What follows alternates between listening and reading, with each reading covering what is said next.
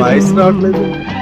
నువ్వు మారలేదు, కాలం మారిపోతే నేరం మనదేవి కాదు. ఈ నేల నింగి అలాగే ఉన్నా, ఈ గాలి మోస్తుంది మన గాథలెన్నో.